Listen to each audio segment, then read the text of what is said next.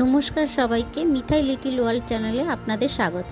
আজকে আমি একটা চিংড়ি ভাপার রেসিপি নিয়ে চলে এসেছি। খুব তাড়াতাড়ি খুব সহজেই চিংড়ি ভাপার রেসিপিটা তৈরি হয়ে যায়। দেখুন কিভাবে করেছি।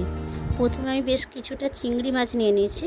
চিংড়ি মাছগুলো আমি নুন হলুদ মাখিয়ে রেখে দিয়েছিলাম বেশ কিছুক্ষণ। এই চিংড়ি মাছ দিয়েই করতে হবে।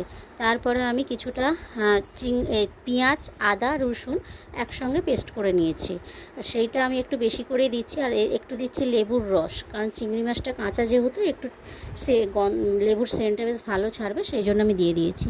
তারপরে দিয়ে দিয়েছি নুন, পরিমাণ মতো নুন, লঙ্কা গুঁড়ো, হলুদ গুঁড়ো আর একটু চিনি।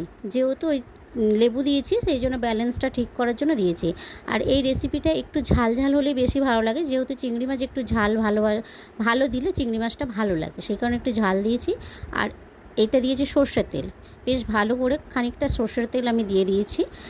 মাছ অনুপাতে আপনারা জিনিসগুলো দেবেন। আমার যতটা মাছ সেই পরিমাণ মতন আমি সেই জিনিসগুলো দিয়েছি। দিয়ে ভালো করে হাতে করে মাখবেন, যাতে চিংড়ি মাছের মধ্যে মশলাগুলো ভালো করে লেগে যায়। তারপরে দিয়ে দিয়েছি 5-6টা কাঁচা লঙ্কা, আর দেবো যেহেতু কাঁচা মাছ সেই জন্য লাস্টে 2 চামচ দিয়ে দিচ্ছি সর্ষের তেল, ওর ওপরে ছড়িয়ে দেবো।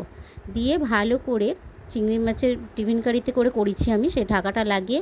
আর তার আগে আমি ওই মিক্সটা করার সময় আগে আমি জল একটু খানিকটা গরম করতে দিয়ে দিয়েছিলাম।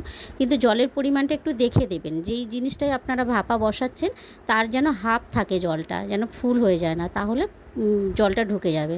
তারপরেই আমি চিংড়ি মাছটাকে চাপিয়ে দিয়েছিলাম, 20 মিনিট রেখে আমি নামিয়ে নিয়েছি। দেখুন এই রকম দেখতে হয়েছে।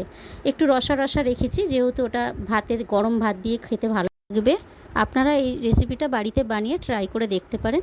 আশা করি আপনাদেরও ভালো লাগবে।